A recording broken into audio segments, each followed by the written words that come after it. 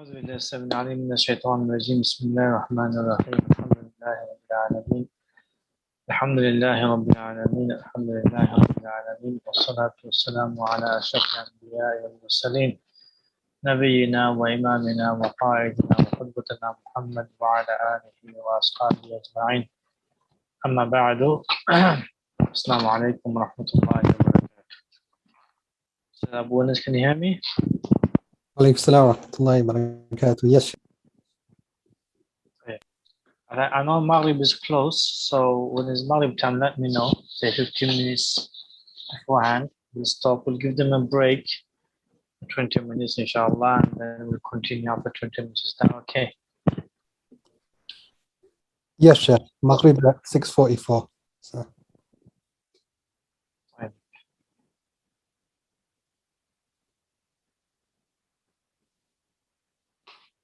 So we've stopped at Hadith 32.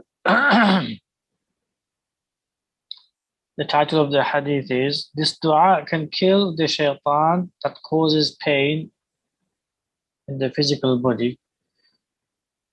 Or you can title it as, this dua can kill the shayateen as plural rather than shaitan, which causes pain within the physical body. We give a verse. Allah subhanahu wa ta'ala says, وَأَيُّوبَ إِذْ نَادَى رَبَّهُ أَنِّي مَسَّنِيَ الضُّرُّ وَأَنْتَ أَرْحَمُ الرَّاحِمِينَ. And remember Ayyub, meaning remember the Prophet sallallahu Ayyub, what he went through and his situation and the outcome of it. إِذْ نَادَى رَبَّهُ أَنِّي مَسَّنِيَ الضُّرُّ وَأَنْتَ أَرْحَمُ الرَّاحِمِينَ. That, O Ayyub, O Allah Jalla wa Ala, Ayyub is saying, إِذْ نَادَى رَبَّهُ, he called upon his Rabb. نَادَى رَبَّهُ is past tense, meaning it was a continuous calling. It was not simply one call and he was cured. It was continuous calling. And we know that continuous calling was 40 years. 40 years, Ayyub al-Islam was calling Allah subhanahu wa ta'ala to cure him from his illness. Everyone left, every single wife. He had wives, many wives. All of them left. He had many children. All of them left. He had grandchildren. They all left him, except one wife. Except one wife who stayed with him, and she made a mistake, and then he said, Subhanallah, he knew he'll be cured. He had yaqeen, he had certainty he'll be cured. He said, when I'm cured, I'm going to discipline you, he said to his wife. So then Allah subhanahu wa ta'ala then, because she stayed with him, Allah subhanahu wa ta'ala then said to discipline her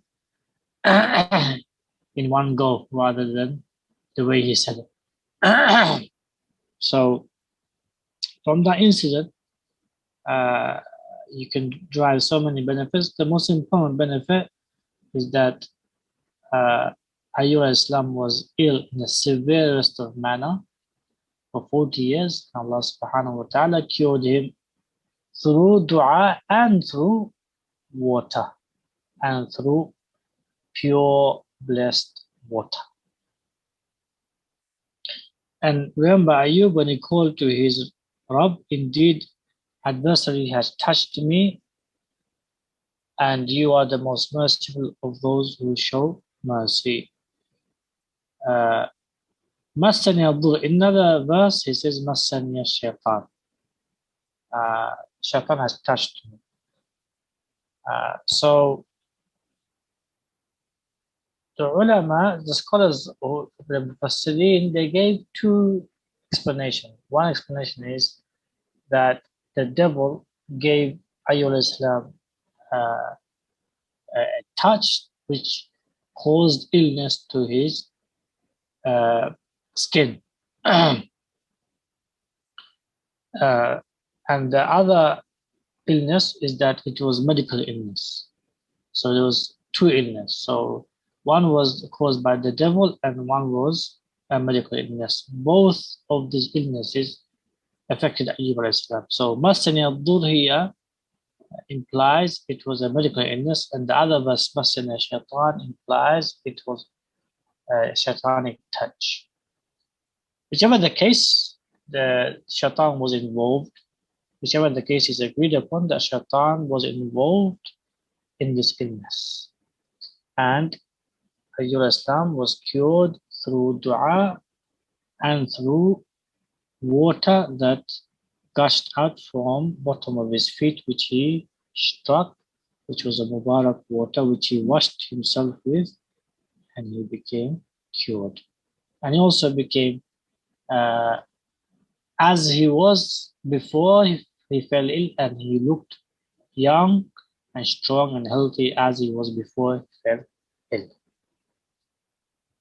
As for hadith, عن عثمان بن أبي العاص الثقفي أنه شكى إلى رسول الله صلى الله عليه وسلم وجعا يجده في جسده منذ أسلم فقال له رسول الله صلى الله عليه وسلم ضع يدك على الذي تألم من جسدك فقل بسم الله ثلاثا وقل 7 مرات أعوذ بالله وقدرتي من شر ما أجد أو أحاذر.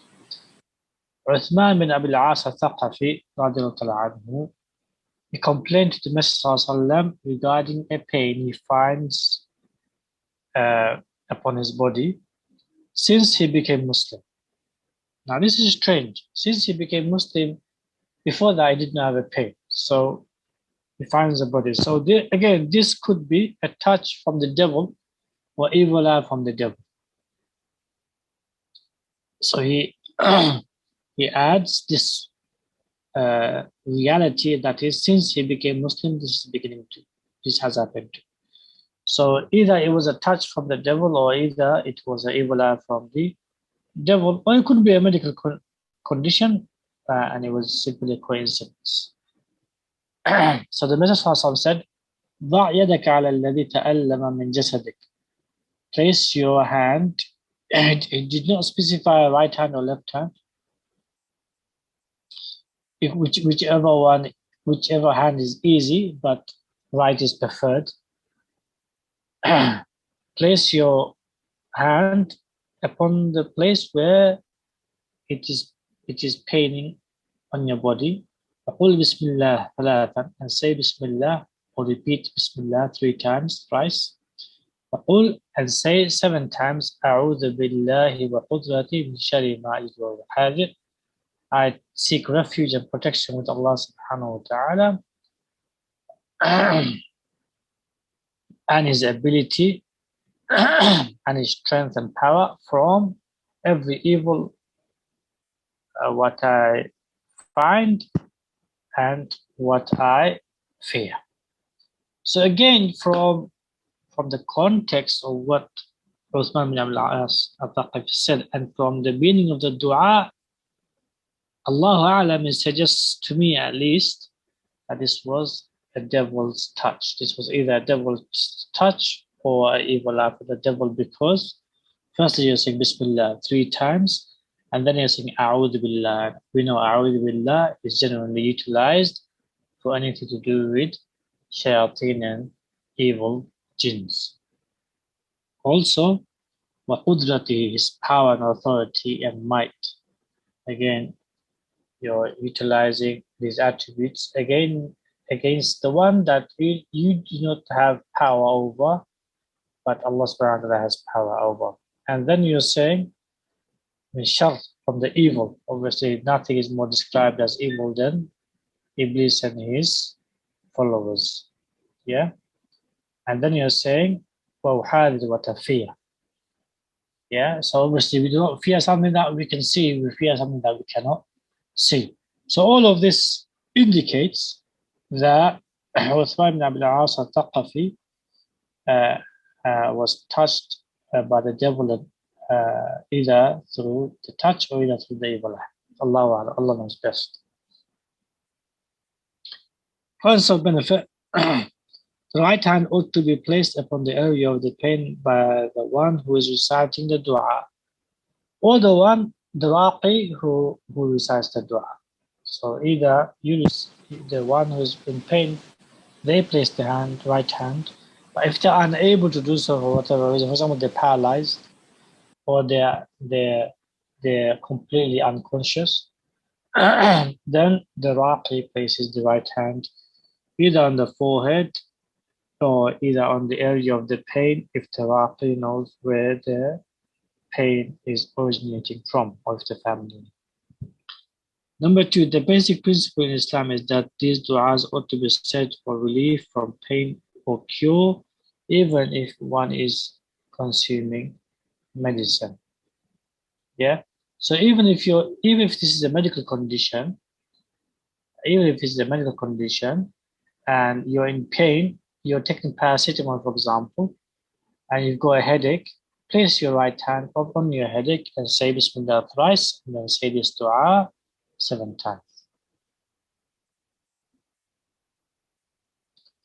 Number three, if no other treatment relieves the physical pain, then this dua, when said with yaqeen, with certainty, can suffice to relieve and cure the pain. So if there is a physical pain on the body, then this dua suffices. Keep repeating this dua, and inshallah, you will be cured, inshallah. Number four, if repeated continuously and frequently, it can destroy the cause of the pain, be it sihr, evil eye, or shaitan. It can also destroy the source of it and kill it.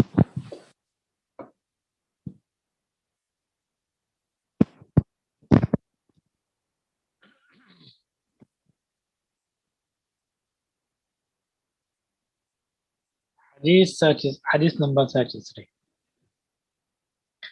Placing one's hand on the patient and wiping it over his body while reciting or making dua is a means of treatment.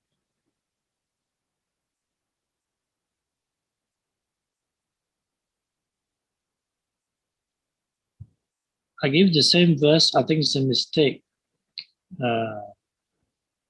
Abu Ubaid, if you can check back on the notes. Did I give the same verse, or did I give another verse?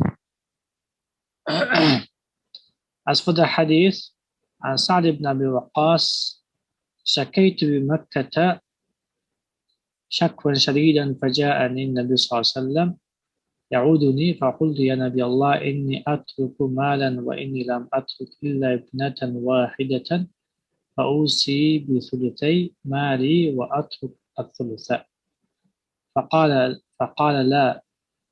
قلت فأوصي بالنصف وأترك النصف. قال لا. قلت فأوصي بالثلث وأترك لها الثلثين. قال الثلث والثلث كثير. ثم وضع يده على جبهته ثم مسح يده على وجهي وبطني ثم قال اللهم اشف سعدا وأتمم له هجرته فما زلت أجد برده على كبدي فيما يخال إلي حتى الساعة.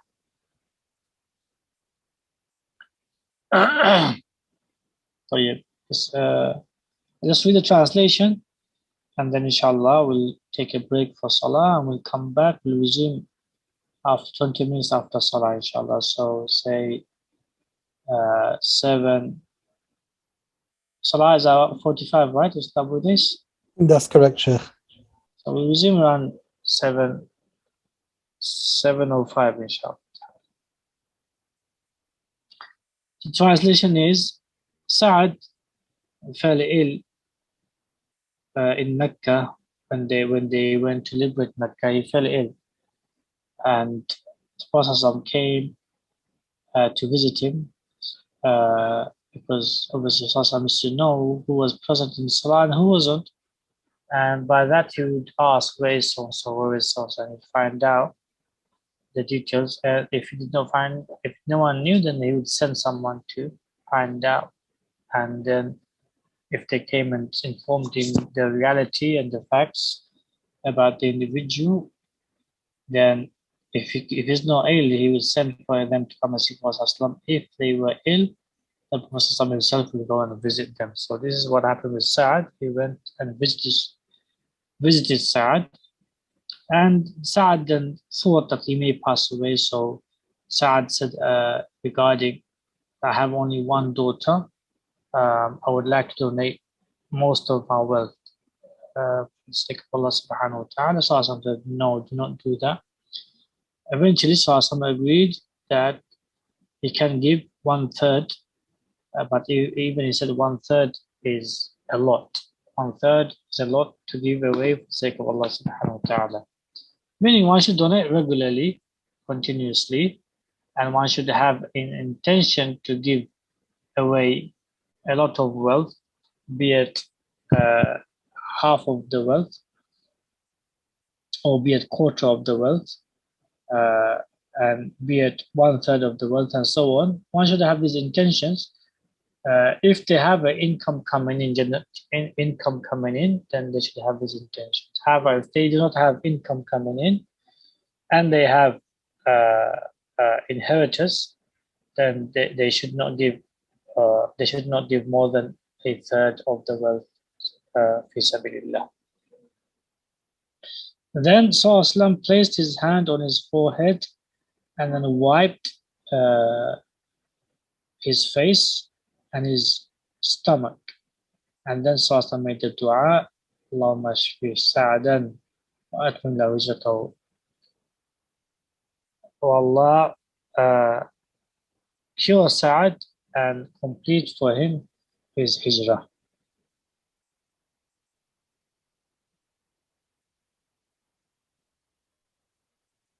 فما زلت أجد برده على كبدي فيما يقال إلي حتى الساعة.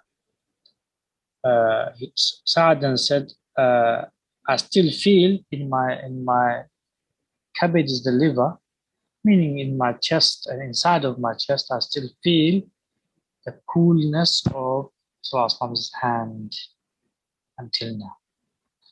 We'll take the benefits inshallah after salah. We'll resume at 7:05. محمد وعلى آله وأصحابه أجمعين أما بعد السلام عليكم ورحمة الله وبركاته. So that boy, can you hear me? وعليكم السلام ورحمة الله وبركاته. Yes, Sheikh. طيب. So points of benefit from this hadith is placing the hand upon the forehead or wiping the body whilst reciting or making du'as is a means of cure. Obviously, the more you know an individual for their du'as to be accepted, the more you request them to come and visit you. The best way to do is invite them to come and visit you. So if you know their du'as are accepted, or you've seen the du'as, or you've witnessed the du'as are accepted, then invite them for food, and then obviously they will see you ill, and then they will make dua for you, inshallah. They will also may even recite on you and so on. One of the ways to know from your local area who is a pious person or whose dua would be accepted is a young man or a young woman who attains Fajr Salah. Young man or young woman who attains Fajr Salah in Jama'ah. The one who obviously attends Fajr Salah in Jama'ah, especially if they're young, they are from the awliya of Allah subhanahu wa ta'ala. As Rasulullah said in the famous hadith, that one of the ones who will be beneath the shade of Allah subhanahu wa ta'ala is shabun, young man or a young woman, nasha'a fi ibadatillah. Nasha'a fi ibadatillah. They grew up worshipping Allah subhanahu wa ta'ala. Yeah. So invite these people to your houses, young man or young woman, who you know they do not miss Salah, Fajr in the masjid or in the house if it's a woman. Obviously, she can pray in the masjid as well. The Sahabiya used to pray Isha and Fajr and the Maghrib Salah in the masjid, especially Fajr and Isha Salah in the masjid. woman is to join. Yes,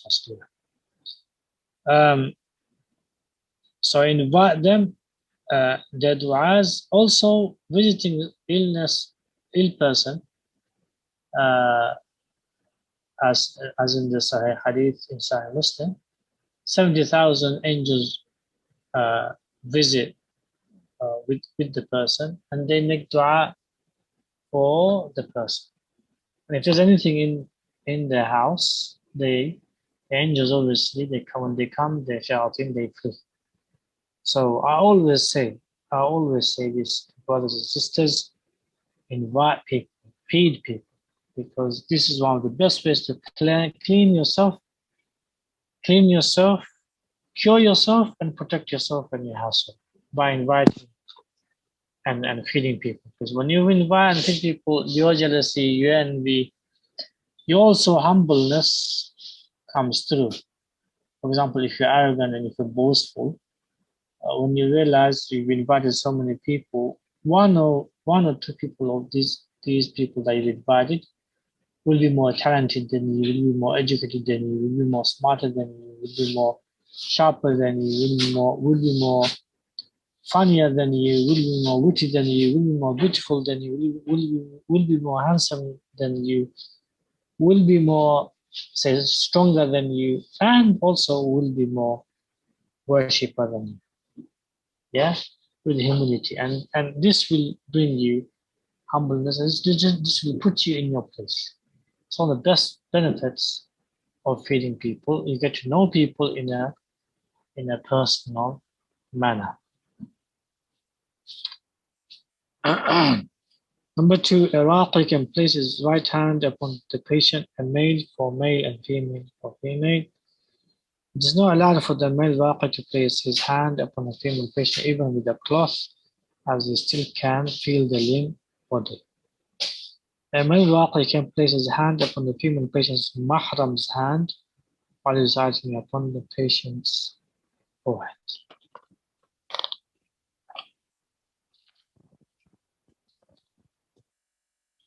Number five, a raqi, male or female, is not allowed to touch the major areas of the awrah, private parts of the patient. Number six, any set of verses can be recited for the cure. Number seven, any du'as can be uttered aloud even in non-Arabic language with the intention of cure, relief, and comfort for the patient. So, for example, you can say, name of the individual, Ya Allah, cure. So the cure, the word cure is English. You say, Ya Allah, cure such and such a person from such and such an illness. Yeah, so you can say in any language, as long as it is not kufr, shirk, and bid'ah. You can say the du'as in any language. You can even do du'as which can be sort of adhkar. You can do that even in your own language. So, for example, you can say, Ya Allah, by your grandeur, by your majesty. So these are all English. These are fine.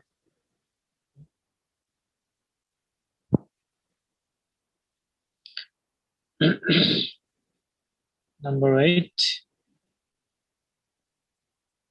words and statements of glad tidings of cure should be said aloud around the patient. So always give them glad tidings. Inshallah, you'll be cured. Inshallah, this is nothing. Inshallah, this is only expiation. Inshallah, this is only for a few weeks. If it's been for a few months, inshallah, it's a few more months. Inshallah, you'll be cured.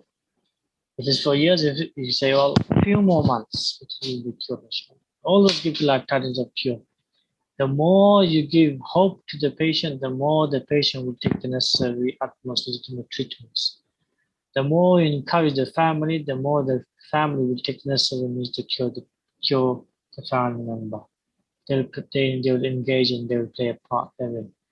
And the more you give that glad tidings, the more Allah subhanahu wa ta'ala will listen, the more the angels will also listen and make dua and say Amen with you. The more the cure and the doors of cure will take place. As we know, Allah subhanahu wa ta'ala is not there to punish anyone. He's only there to make them realize who is the ultimate or who has the ultimate power over everything. So that's what Allah subhanahu wa ta'ala, that's his main objective, is for the Muslims to realize that he has the ultimate power over everything. Allah ala kulli shay'in qadir. Inna Allah ala kulli shay'in qadir. He has power over every single thing. Yeah. So, for example, with Ibrahim alayhi salam, the four elements, with Ibrahim alayhi salam, Allah subhanahu wa ta'ala showed that he had power over what? Fire. With Nuh alayhi salam, Allah subhanahu wa ta'ala showed that he had power over water. With Lut alayhi salam and others, he showed Allah subhanahu wa ta'ala power over the earth. With Ad and Thamud, Allah subhanahu wa ta'ala showed that he had power over the wind. Yeah. So these are the elements of the creation. Allah subhanahu wa ta'ala showed that he had power over all of these things that people fear. And with the biography of the boy in the story of Surah Buruj, Allah subhanahu wa ta'ala showed that he had power over everything that can be a means of death. He had power over all of those means. So the main reason and the main thing that Allah subhanahu wa ta'ala gives you illnesses, or these types of illnesses especially,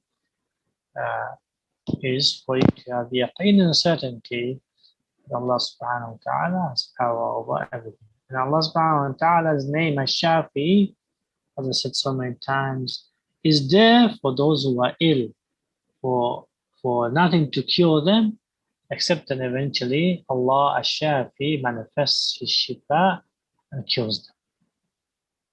Yeah. So as long as you're taking the legitimate means, the cure will come. Okay. And as you know, Fitrah Center, Alhamdulillah, has been existing for quite a few years now. Alhamdulillah, it's curing.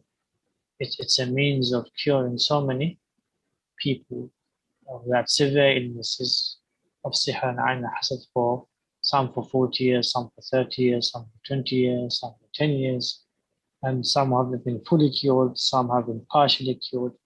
So alhamdulillah, cure is taking place. Hadith number 34. Repetitive dua to Allah subhanahu wa ta'ala for the patient is key to the cure. Allah subhanahu wa ta'ala says, وَإِذَا سَأَلَكَ عِبَادِي عَنِّي فَإِنِّي قَرِيبٌ أُجِيبُ دَعْوَةَ الدَّاعِ إِذَا دَعَانِ فَلْيَسْتَجِيبُوا لِي وَلْيُؤْمِنُوا بِي لَعَلَّهُمْ يَرْشُدُونَ. وَإِذَا سَأَلَكَ عِبَادِي, when my worshipper asks of me, فَإِنِّي قَرِيبٌ, I am near. أُجِيبُ دَعْوَةَ الدَّاعِ إِذَا دَعَانِ, I answer the call of the one who is calling. إِذَا دَعَانِ, this is emphasized, so the calling is emphasized. Yeah. Look how many times the word calling came. Da'wa, so that's calling. Da'i, calling. Da'an, 2 times.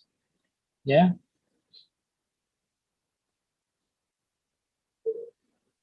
So that the calling is emphasized. So the more you call, right, eventually Allah doesn't need to respond every time. Allah does not need to respond every time, because His response means your cure. His response means your relief. His response means your elevation from that challenge. Yeah. So he doesn't need to respond every time. He just needs to respond once. What? But you need to call Him every time. Why? Why do you need to call Him every time? You need to call Him every time to make yourself realize and make yourself witness that there is no other one who is able to answer me except you.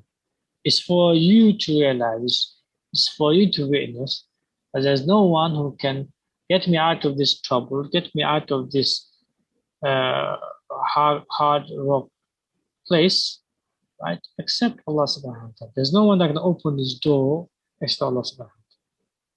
Yeah? فَلْيَسْتَجِيبُوا لِي وَلْيُؤْمِنُوا بِي لَعَلَّهُمْ يَرْشُدُونَ. Allah subhanahu wa ta'ala ends it for here, for you to have yaqeen therein, for you to have certainty therein. All of these trials that we go through in this life is only to have certainty in Allah subhanahu wa ta'ala. Is to make Allah subhanahu wa ta'ala real, more real than me and you, more real than the heavens and the earth. Is to make Allah subhanahu wa ta'ala more real than that. The more you make Allah subhanahu wa ta'ala real, the more fruit, right, you will have in the coming life where you will be living for eternity.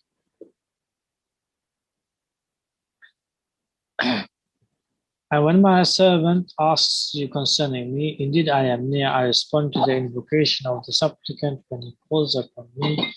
Let them respond to me by obedience and believe in me that they may be guided.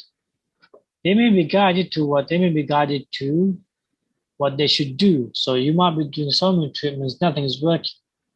Allah subhanahu wa ta'ala guides you to, for example, one treatment that cures. He guides you to, for example, one raqi, khalas, your treatment works and shifa is manifested through him. Allah subhanahu wa ta'ala guides you, for example, to one surah, or to one verse, or to one dua, or to one routine. Yeah? And that becomes a means of cure.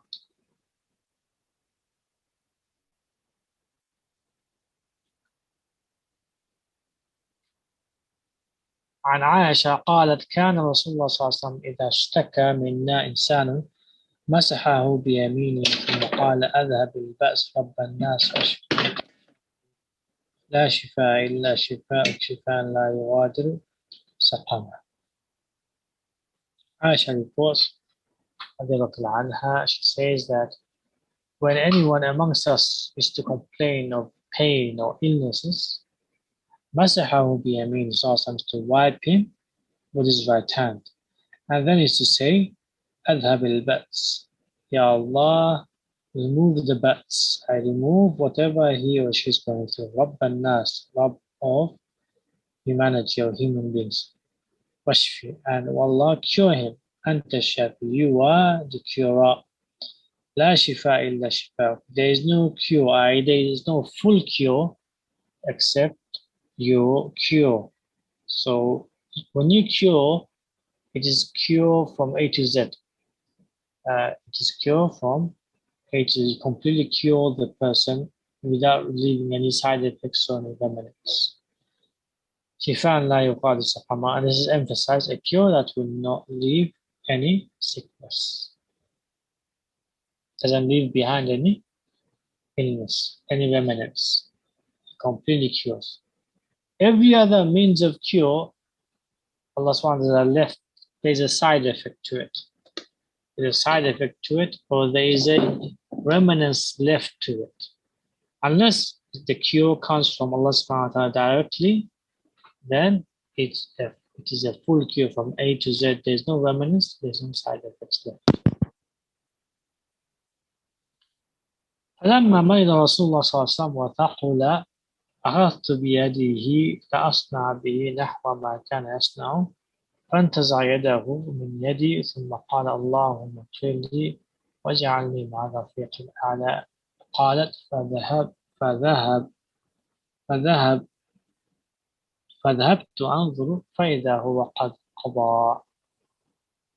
She further added, when Allah's Messenger fell ill, illness of death, and his illness took a serious turn, I took hold of his hand, the right hand, so that I should do with it what he would do. I wiped the body. I would rub his body with his hand, but he withdrew his hand from my hand and they said, "O Allah, pardon me, forgive me, pardon me, and make me join the highest companion." She said, I was gazing at him constantly when he had passed away.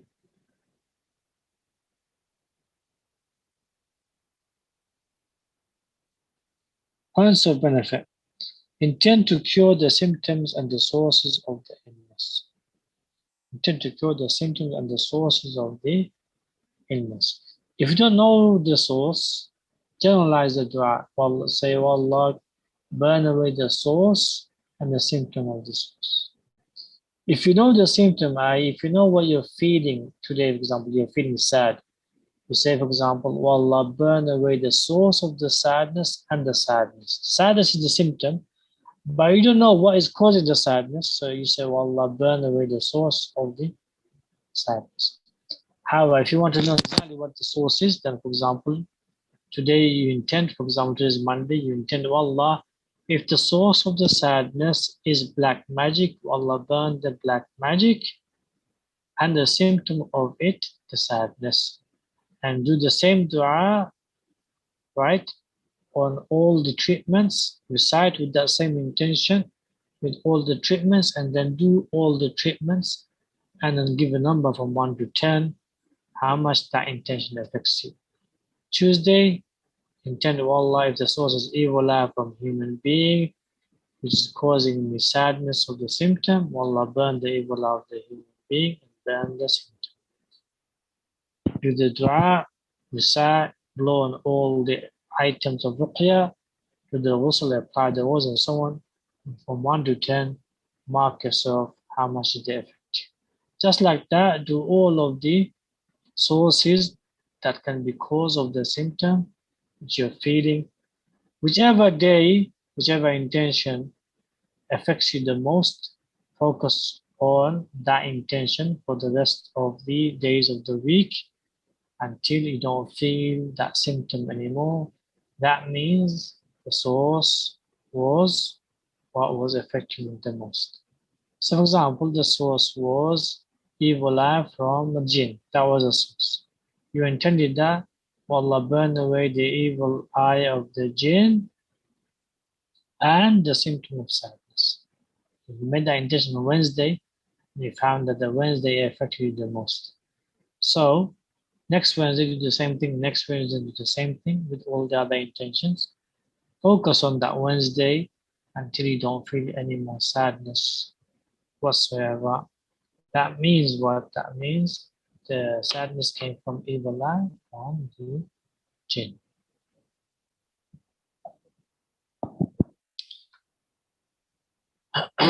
Number 2, recite du'as and adhkar upon yourself while swiping the whole body with the right hand or both hands.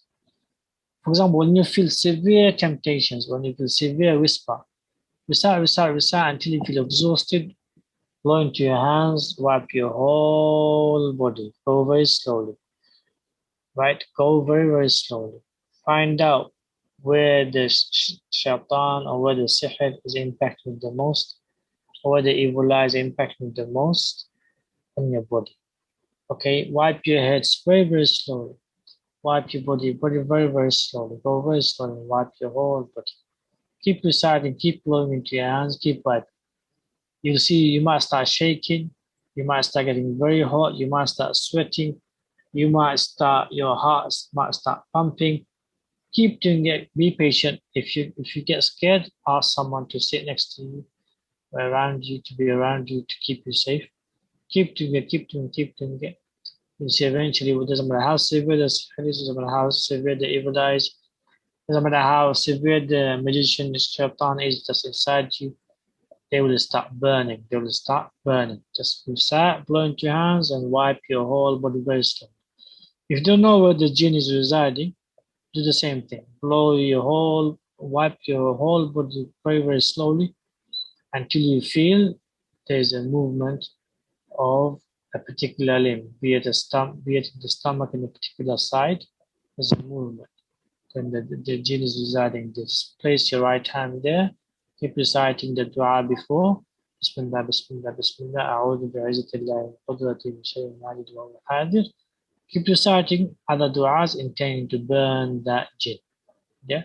You can intend also, Allah, place that jinn inside my hand. Make that dua. Allah, strangle it through my recitation. Strangle it through my hand. Those du'as, and you see Allah subhanahu wa ta'ala will answer the du'as.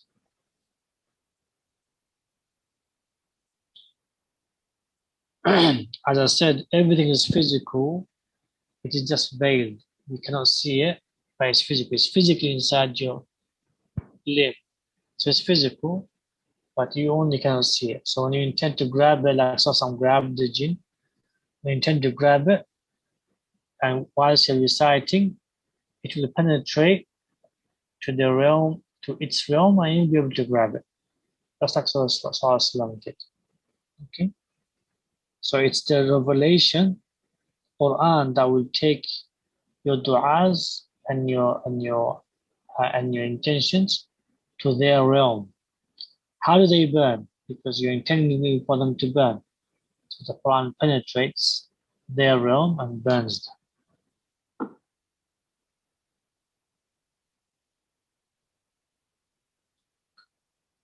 Similarly, Sallallahu wiping the hand, for example, or Sallallahu striking the chest. How did the jinn hurt?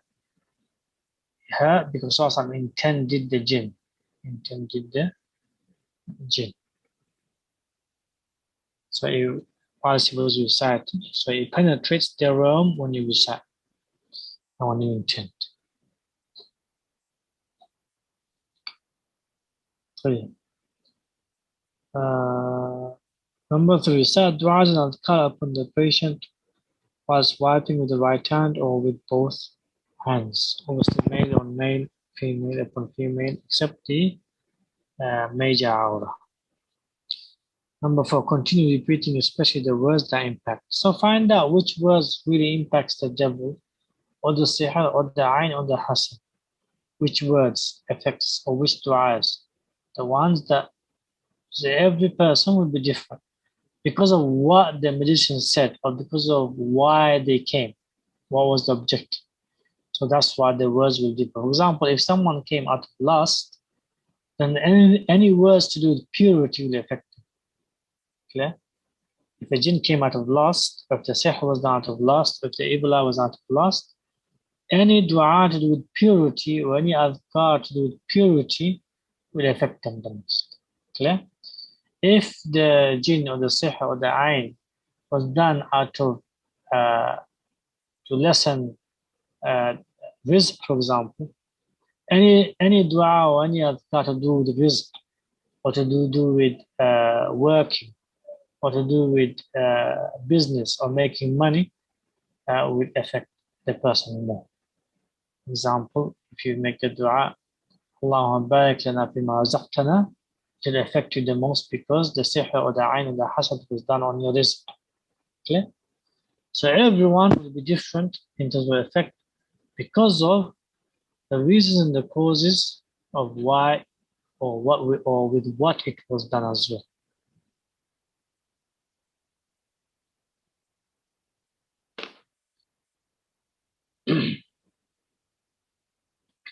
Number five, any part of the body that has the most pain or has any part of the body that has the most pain or is being impacted the most, keep the hand placed there whilst reciting. You can also do circular motions, just say anti-clockwise, because the knots they usually do is clockwise. The knots they usually do is clockwise. So you do anti-clockwise like you're doing tawaf on the Kaaba, anti-clockwise. Okay, inshallah. Stop here. Any questions?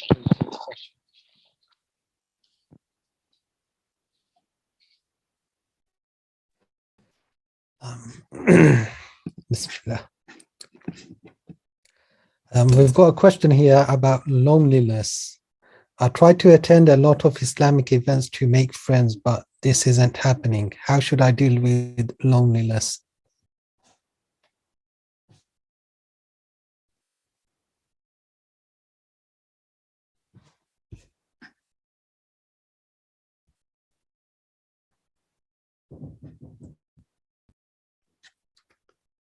Sheikh, can you hear me? أعوذ بالله السميع العليم من الشيطان الرجيم بسم الله الرحمن الرحيم الحمد لله رب العالمين والصلاة والسلام على أشرف الأنبياء والمرسلين نبينا وإمامنا وقائدنا وقدوتنا محمد وعلى آله وأصحابه أجمعين أما بعد. طيب, loneliness, the most important thing the Prophet ﷺ and Islam teaches us is dhikr and dua. Dhikr and dua. Dhikr and dua, they do not need even purification. Then they do not need tayammum. They do not need wudu. It is the greatest ibadah in the sense that you can bond with Allah subhanahu wa ta'ala, who is the most powerful being, who is the creator of these powerful things that's affecting you, impacting you. He is the creator of them. So when you do adhkar of Allah subhanahu wa ta'ala, and when you do dua to Him Jalla wa ala subhanahu wa ta'ala, keep repeating, keep internalizing, by du'as, meaning of the du'as, explanation of the du'as, buy those books, read them, internalize them. Sometimes these du'as are so powerful, just of meaning and so profound, so majestic. You wanna be alone and repeat these du'as for a very long time. Just today, for example, there was a old man who came to see me.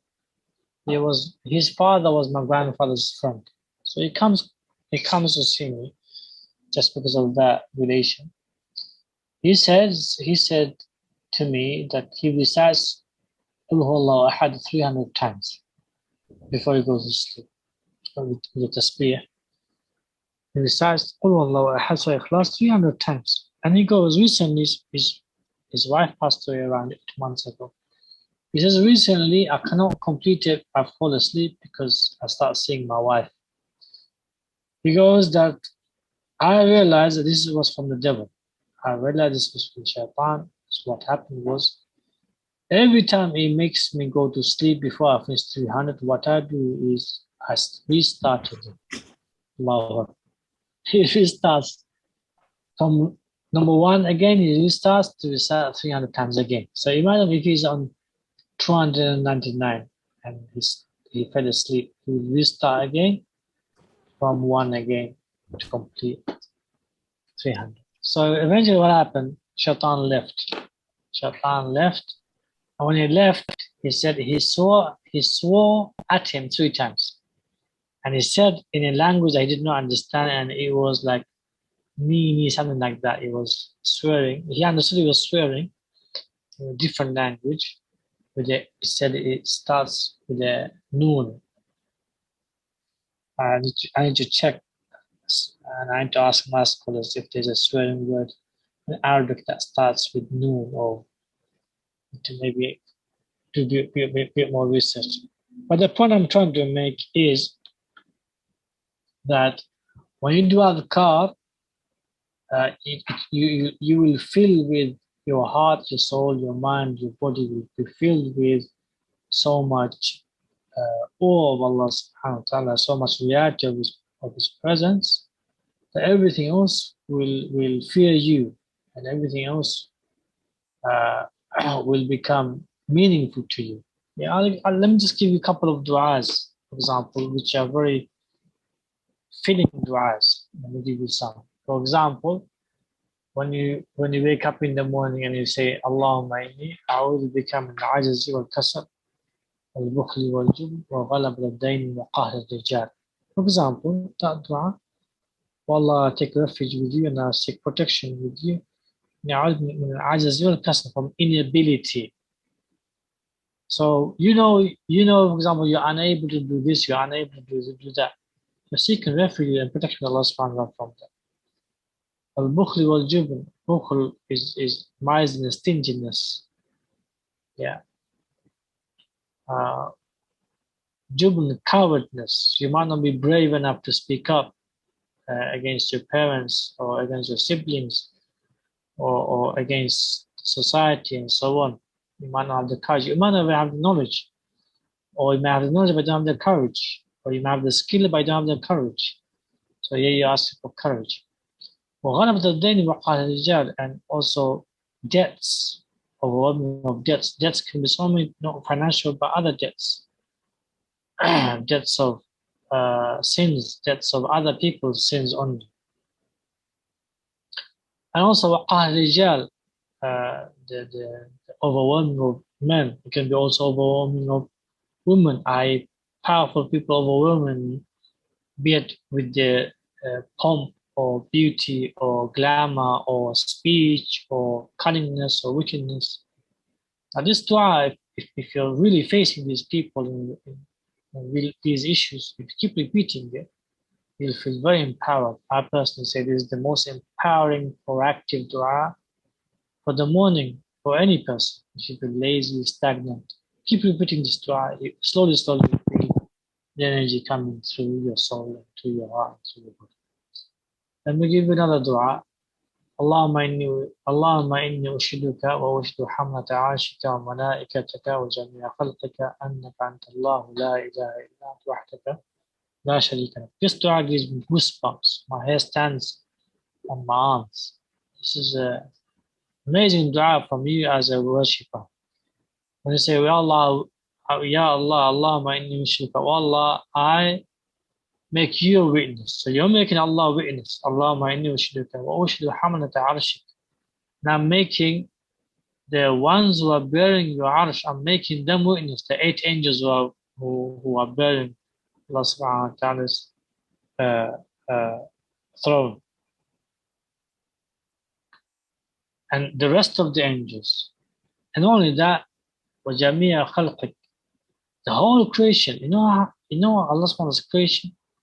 Go out there, go to forests, go and see how many insects there are, how many small ants there are, how many small creatures there are where they can fly. SubhanAllah. The other day, such a small, it's not even, I can't call it a fly.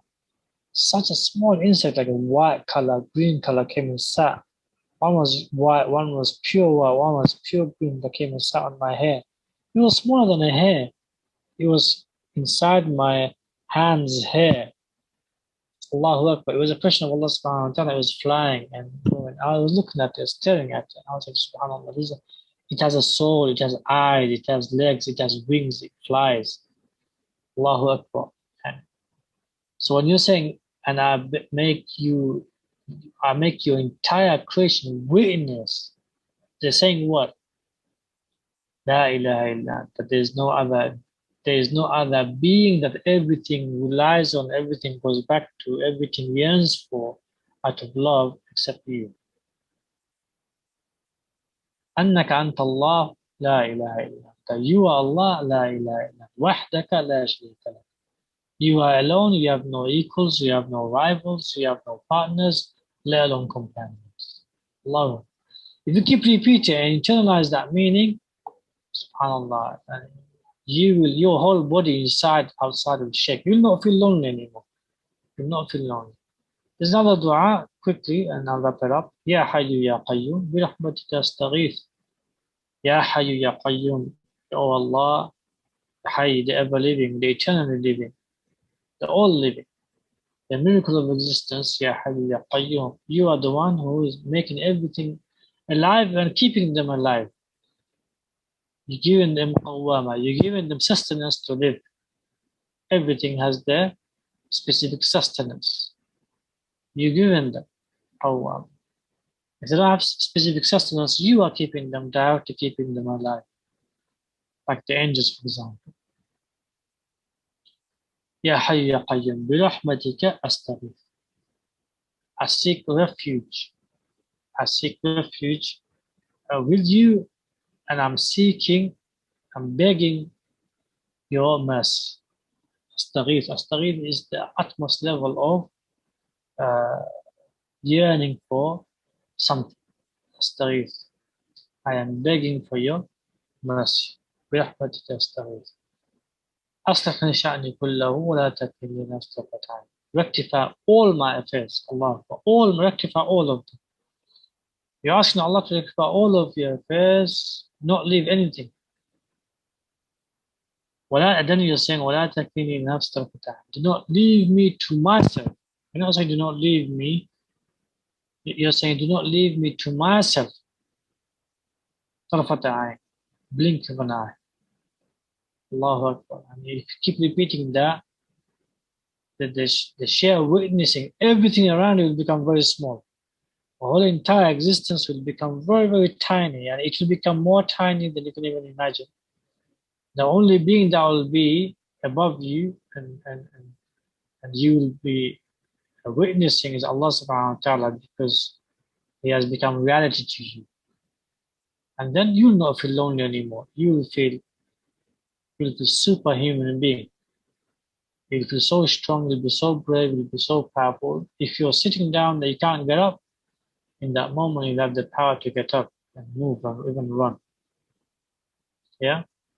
So du'as and adhkar, key. If you cannot utter it with your tongue, utter it in your heart.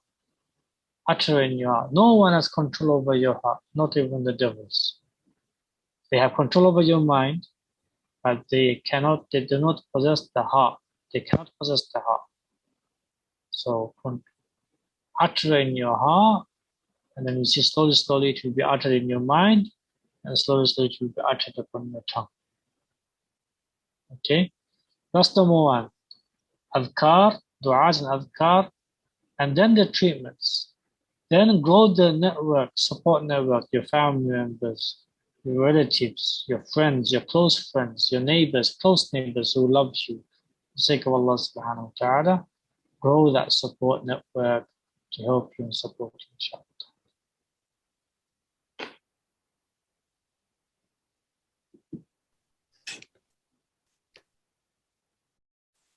Next question. Can we do Ruqya with our eyes closed and visualize? Because I feel my Ruqya is stronger when I recite with my eyes closed what's reciting.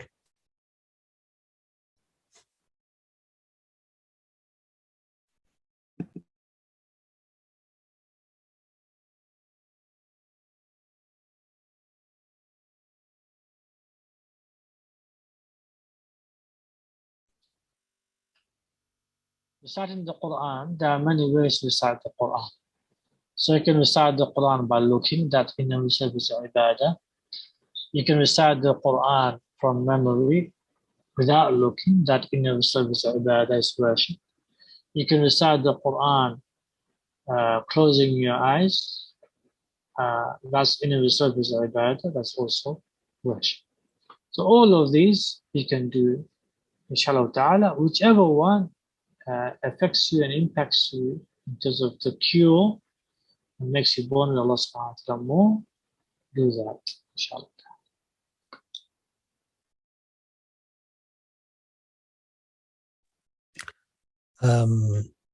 Okay, we've got a question regarding someone who has same gender attraction.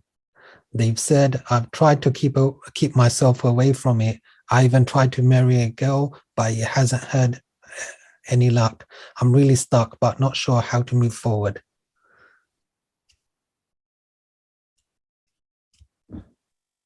I'll advise you to go to counseling on this issue with people, Muslims who are expert on counseling on these issues and treating on these issues.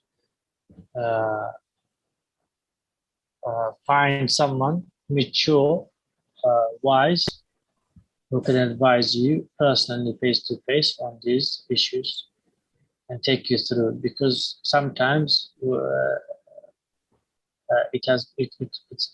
it's from sihr and ayn and hasad. It's become so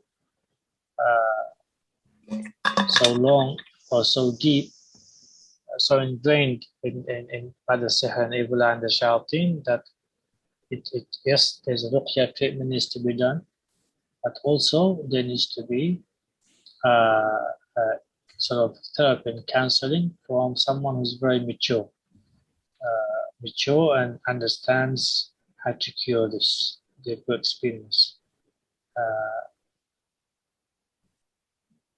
Even if it means non-Muslims, Christians who have these beliefs, and they know how to get rid of this, then if you can't find Muslims, then find someone who's treated this illness.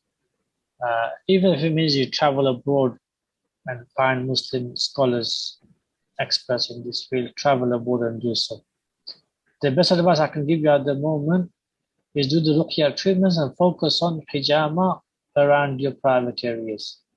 Focus on hijama around the private areas and hijama around your head every 3 months, with the intention of, make sure you make the intention of curing this disease, this illness,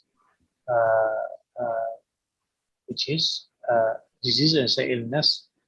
It can be cured, as Imam Al-Qayyim rahimahullah said it can be cured. It's like any other illness. But if there's sihr and ayn hasad involved, then it takes a bit of long time, and just to be patient, make lots of dua, give lots of sadaqah, and do the ruqya treatments. Again, grow your network of support to help you, inshallah, and visit those scholars who can give you counseling and therapy. And my advice is hijama. Hijama is key. Do not miss your hijama every month on the body around the private areas. The intention of curing this disease on the head every 3 months, inshallah ta'ala. Also black seeds. Have black seeds with your meals with the intention of burning away the source of the sickness. May Allah subhanahu wa ta'ala cure you and protect you from this haram illness.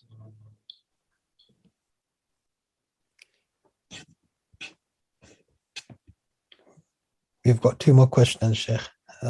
What advice do you give to someone who feels overwhelmed from constant sihr and ayn getting renewed, and they're having to do a lot each time just to treat? As we said so many times before, find out the source.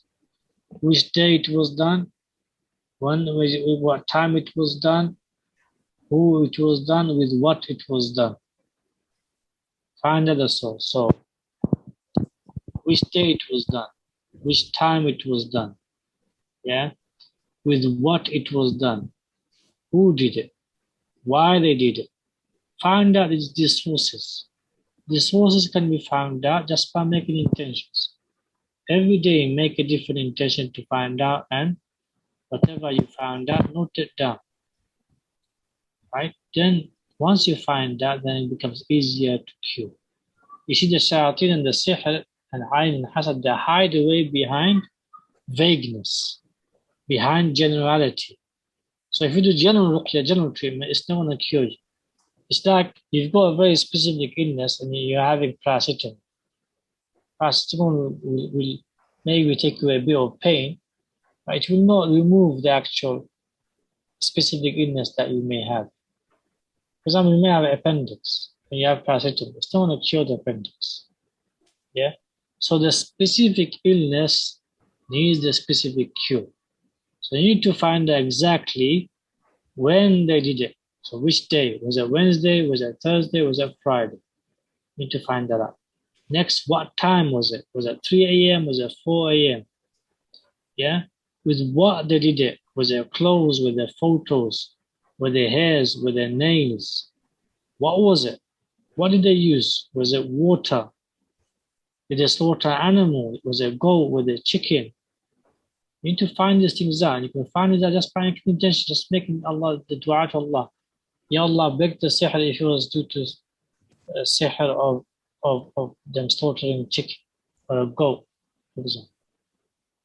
See how you react. Keep repeating and see how you react. If it was done through the stars and the planets, yeah. So, for example, recite, make the dua, Allah, if they did sihr through the planets and the stars, Allah, burn the sihr. Allah, burn the negative energy that's coming from the moon, that's coming from the stars, that's coming from the planets on me, affecting me. And then blow into your hands, wipe your whole body, see what happens. Keep doing that, see what happens. If you react, that means they did sihr through the moon, through the stars, through the planets. Is that clear? Then there's a specific treatment that you can do. Yeah, the raqis will tell you what to do. So you need to find out the sources. I keep repeating, and I cannot emphasize this. I've kept repeating this throughout this book. You have to find out the sources. You can't simply do general ruqya because they did evil at a very, very specific level. So you need to go at a very, very specific level. You need to find out which day they did it, what time they did it, with what they did it, why they did it, how they did it, everything you need to find. And then you need to do the opposite of what they did. Opposite of what they did. So if they slaughtered a chicken in the name of Iblis, you slaughter a chicken with the name of Allah subhanahu wa ta'ala and feed people with the intention of breaking the sihr which they did, and your sihr will be broken.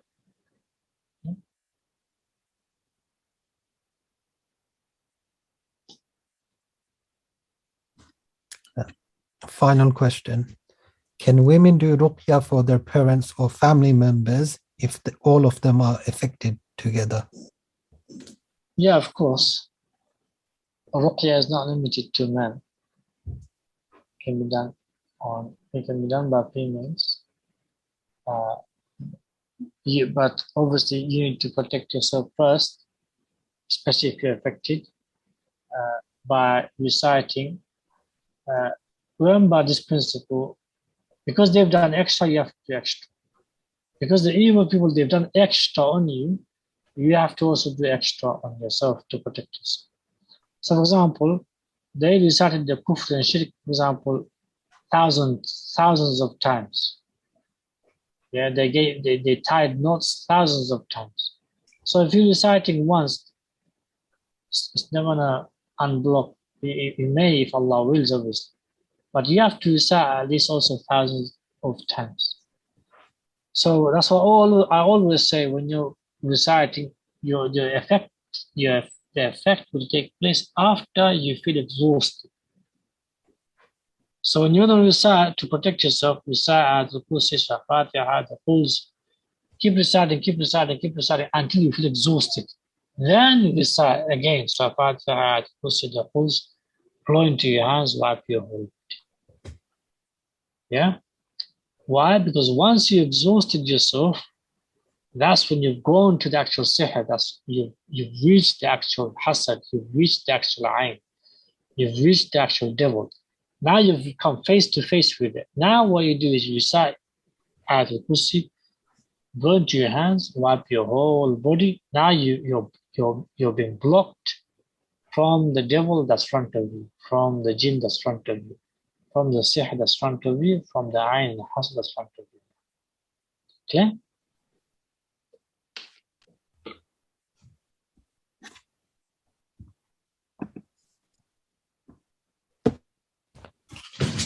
Jazakallah khair, Shaykh. No more questions. May Allah subhanahu wa ta'ala protect all the Muslims, cure all the Muslims. May Allah subhanahu wa ta'ala protect all the good people and cure all the good people. Allahumma ameen. سبحانك اللهم وبحمدك أشهد أن لا إله إلا أنت أستغفرك وأتوب إليك. السلام عليكم ورحمة الله وبركاته. See you all next week, inshallah.